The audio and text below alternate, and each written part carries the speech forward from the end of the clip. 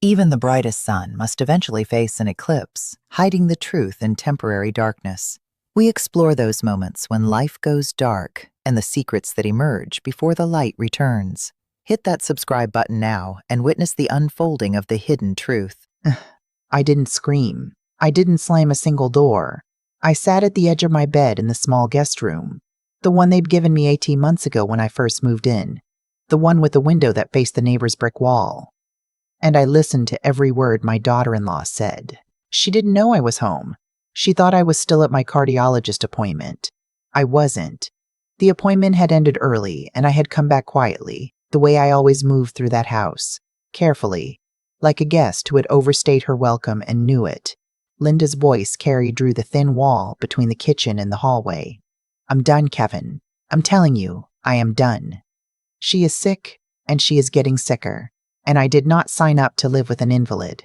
This is my house. My house. I want her out. I want her gone by the end of the month." I heard my son say something low, something I couldn't make out. "I don't care," Linda said. "Figure it out. Put her in a home. Call your sister. I don't care what you do, but I am not spending the rest of my life watching your mother shuffle around my kitchen at 2 in the morning because she can't sleep." There was a pause. Then my son said, "Okay." Just that. One word. "Okay." I sat very still on the edge of that bed, my coat still on, my purse still in my lap, and I thought about the last 18 months. I thought about how I had sold my house in Raleigh after my husband Thomas passed, because Kevin had said, "Mom, don't be alone. Come stay with us. We have the room. The kids want you close." I thought about how I had donated half my furniture, packed the rest into storage, and driven 14 hours to Charlotte because I believed him. I thought about how I had paid for 2 months of groceries before Linda told me she preferred to do the shopping herself, how I had babysat their 2 children, Ella and Marcus, 3 afternoons a week without ever being asked twice, how I had repainted the guest bathroom because Linda mentioned once, in passing, that the color bothered her. I thought about the echocardiogram results folded in my purse. Mild aortic stenosis. The cardiologist had said, manageable. He had said, monitor. He had said I could live another 20, 30 years with the right care and the right attitude. Linda had apparently decided that wasn't worth the inconvenience. I did not cry. I have never been a woman who cries in moments that require clear thinking. I cried plenty later, alone, at night, the way I had learned to do after Thomas died. But in that moment, sitting on the edge of that bed in my coat, I felt something settle inside me. Something cold and steady. The kind of stillness that comes when you finally stop waiting for something to get better and accept that it won't. I opened my purse and took out my phone. I called my attorney, a woman named Patricia Okafor, who had handled Thomas's estate, and who had, on more than one occasion, told me I was one of the most organized clients she'd ever worked with. Patricia answered on the second ring. "I need to meet with you," I said. "This week, if possible. I need to make some changes. I want to back up because you need to understand who I was before I became the woman sitting silently on that bed. My name is Margaret. I'm 68 years old. I taught high school English for 31 years in Raleigh, North Carolina. I retired at 62, 2 years before Thomas's heart gave out. We had 40 years together, Thomas and I. He was a civil engineer, a quiet man who built bridges for a living and who somehow always knew when I needed him to just sit beside me without saying anything. We were not rich people. We were careful people. We saved when everyone else spent. We paid off our mortgage 12 years early. We drove the same cars for a decade. We took one vacation every summer, always somewhere we could drive to, always somewhere the kids would remember. When Thomas died, he left me the house in Raleigh, paid in full his pension, his life insurance, and a savings account that I had not touched in 4 years. I had my own retirement, my own savings, my own small investment account that a financial advisor named Harold had been managing since 2019. I was not wealthy by any standard that would impress Linda, but I was not dependent on anyone. I had 2 children, Kevin, 44, who lived in Charlotte, and my daughter Renee, 41, who lived in Portland and who had called me every Sunday without fail since Thomas's funeral. Kevin had always been the one I worried about, not because he was a bad person, but because he had a talent for choosing the path of least resistance in every situation that mattered. He was the kind of man who agreed with the last person who spoke to him, and Linda had been speaking to him for 12 years. Linda was not evil. I want to be honest about that because I have had a long time to think about it. She was not a monster. She was a woman who had a very specific vision of her life and who had discovered somewhere along the way that I was not part of it. She had never been warm with me, but until those 18 months in that guest room, I had not understood exactly how cold she was capable of being. I met with Patricia that Thursday. I told her what I had heard. I told her what I wanted to do. She listened without interrupting, which is one of the things I have always appreciated about her, and when I was finished, he leaned back in her chair and said, "You're sure?" "I've been sure since Monday," I said. We spent 2 hours in that office. By the time I left, I had a clear picture of everything I owned, everything I needed to move, and exactly how I was going to do it. The house in Raleigh had been listed for sale the previous spring. Kevin had encouraged me to sell it before I moved, said it would be simpler, and the sale had closed in August. The proceeds, just under $340,000 after fees, were sitting in an account that Kevin did not have access to and had never asked about. Thomas's life insurance had been $200,000. My own savings were modest but real. Patricia helped me set up a living trust that afternoon. Everything went into it. The beneficiaries were Renee and Kevin's children, Ella and Marcus, directly, with specific conditions attached. Not Kevin, not Linda. I did not do this out of cruelty. I did it because I had watched my son say okay when his wife told him to remove his sick mother from her home, and I understood for the first time clearly that he was not going to protect me. Not now, possibly not ever. And I had worked too hard, and Thomas had worked too hard for what we had built to dissolve into a marriage that didn't value either of us. When I got home that evening, Kevin was in the living room watching television. Linda was upstairs. I sat down across from him and I said calmly, "I'm going to start looking for my own place." He looked up. Something moved across his face. Relief, I think, though he tried to cover it with concern. "Mom, you don't have to. I want to," I said. "I think it's time. I've imposed long enough." He didn't argue. That told me everything. I found an apartment in 2 weeks. A 2-bedroom on the 4th floor of a building in a neighborhood called Dilworth, close to a park, close to a good grocery store, 12 minutes from Kevin's house. The rent was reasonable. The building had a gym, a rooftop terrace, and a woman at the front desk named Gloria who smiled every single morning and remembered my name by the second day. I put down the deposit on a Thursday. I did not tell Kevin where it was.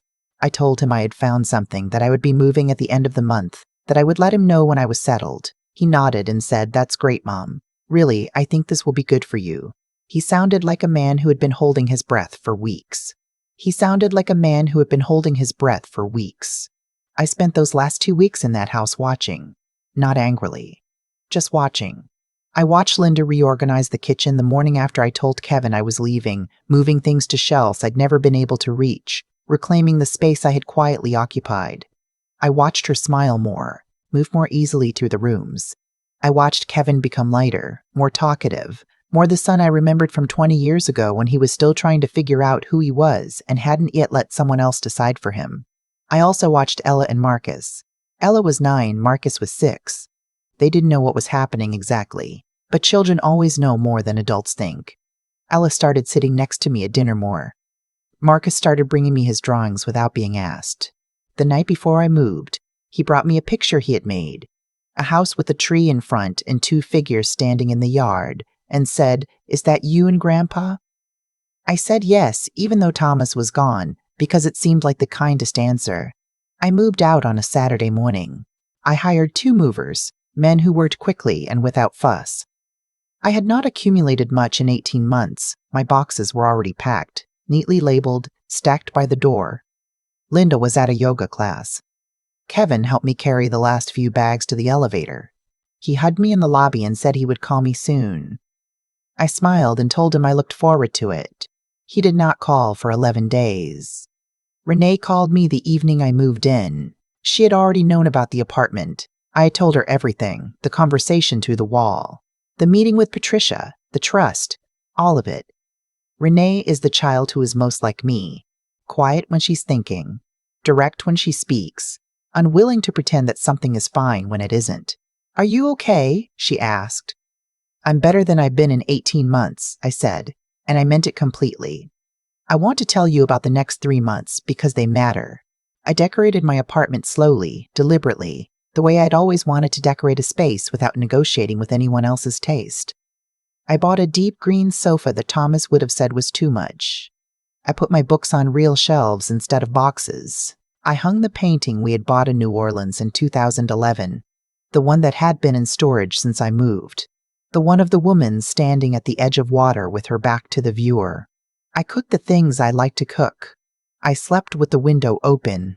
I started walking in the park every morning, and within 3 weeks I had a route I liked and a bench I thought of as mine, and a woman named Dorothy who walked 2 terriers at the same time every morning, and who turned out to have taught 4th grade for 27 years and had a lot of opinions about public education that I agreed with. I went back to my cardiologist. He adjusted my medication slightly and told me my numbers had improved since my last visit. He asked if I had reduced my stress levels. I told him I had made some changes in my living situation. He nodded and said, "Whatever you're doing, keep doing it." I did not hear from Kevin for those 11 days. On the 12th day he called and asked if he could come see the apartment. I said of course. He came on a Sunday afternoon without Linda. He walked through the room slowly, touching things, looking at the painting, looking at the bookshelves. He sat down on the green sofa and was quiet for a long time. "This looks like you," he finally said. "It is me," I said. He looked at me and I saw something in his face that I had not seen in a long time. Something younger than the man he'd become. Something that remembered who I was before I was. Just the inconvenient woman in the guest room. "I'm sorry, Mom," he said. I did not rush to accept it. I want you to understand that. I am not a cold woman, but I am a careful one, and I had learned over the past months that accepting an apology too quickly can be a way of letting someone off the hook before they've truly understood what they're apologizing for. I asked him what, specifically, he was sorry for. He paused, and then he said the thing I had needed him to say. Not about Linda, not about the house, but about the moment in the kitchen when his wife had said get her out, and he had said okay, and had not said one single word on my behalf. "I should have defended you," he said. "I should have said something. I didn't want another fight. I took the easy way, and it wasn't right." I told him I appreciated that. I told him I wasn't ready to pretend nothing had happened, but that I wasn't interested in staying angry forever either.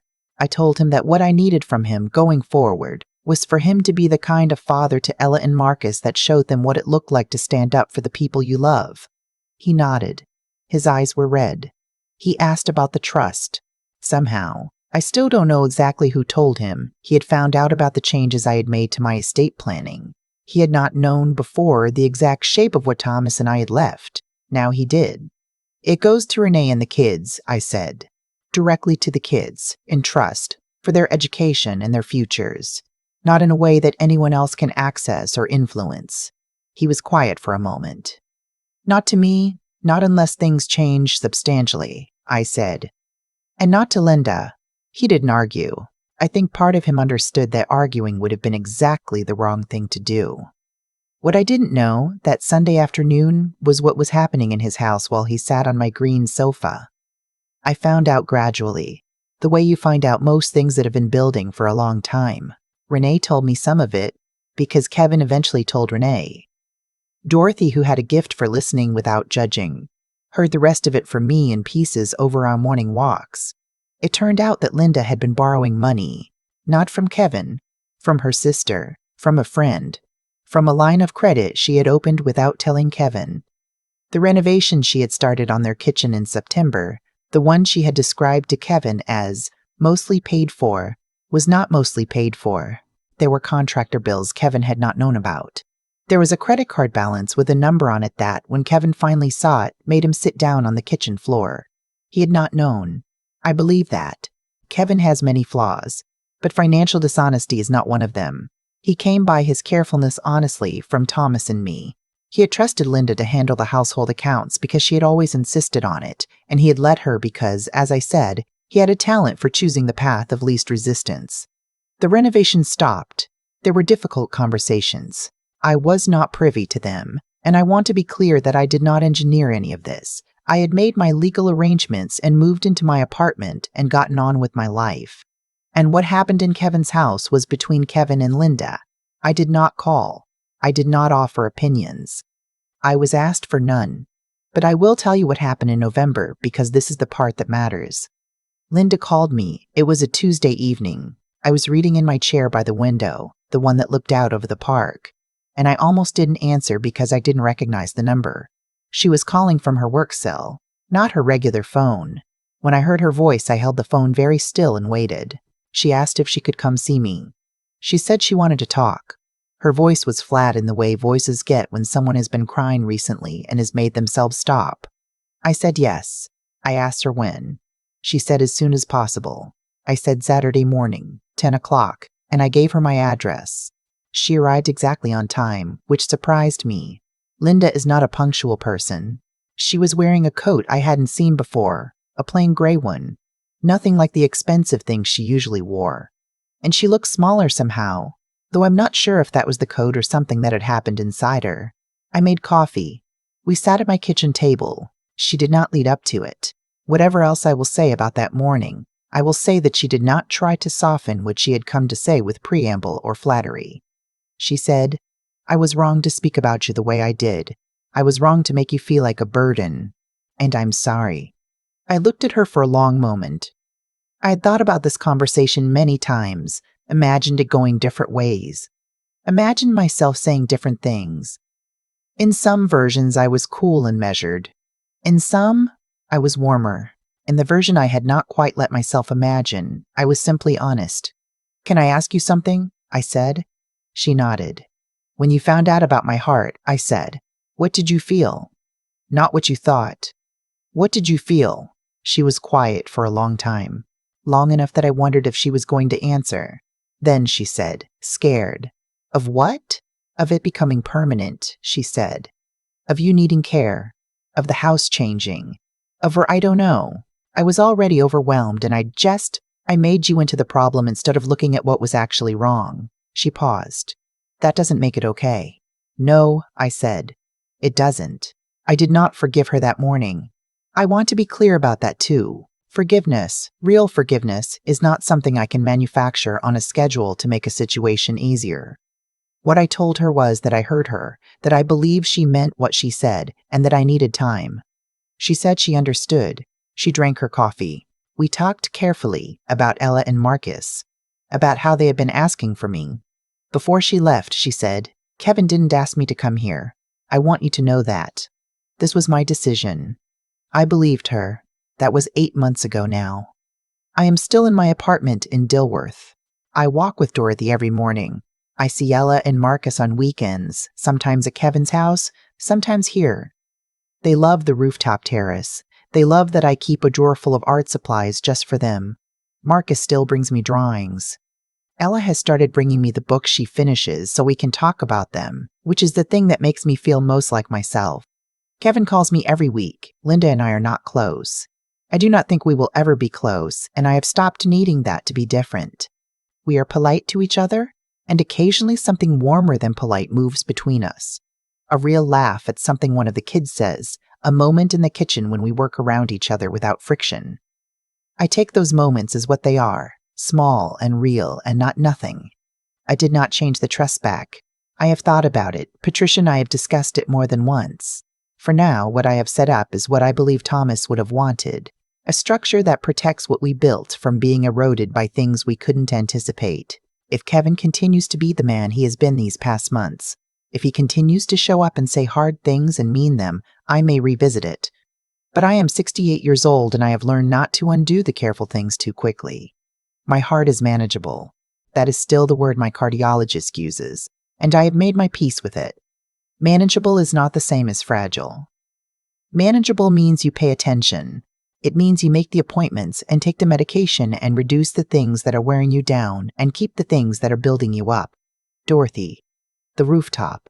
Ella's book reports delivered in my kitchen on Saturday mornings. The painting of the woman at the edge of water with her back to the viewer, which I look at every day, and which I have finally decided means what I always suspected.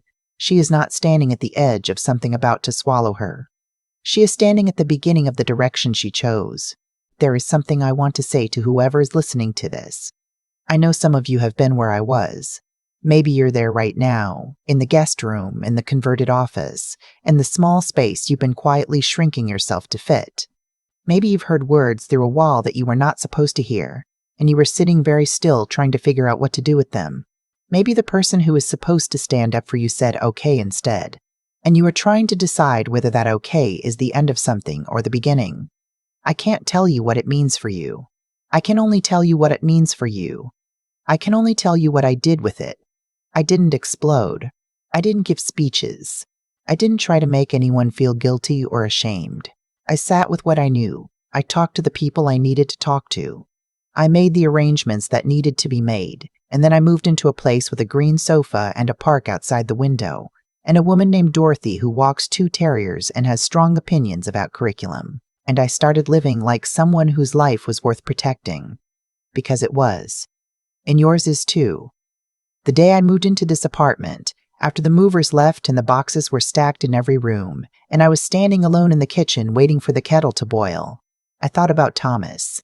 I thought about the last trip we took together, 3 months before he got sick. A drive up the Blue Ridge Parkway. Nothing special. Just the 2 of us stopping at overlooks and eating sandwiches in the car. He had said something that I had not thought about in years, and that came back to me suddenly, standing in my new kitchen in the quiet. He had said, "You know what I love about you. You never make yourself smaller to fit into somebody else's picture." I had laughed and said, "That's not always a good thing."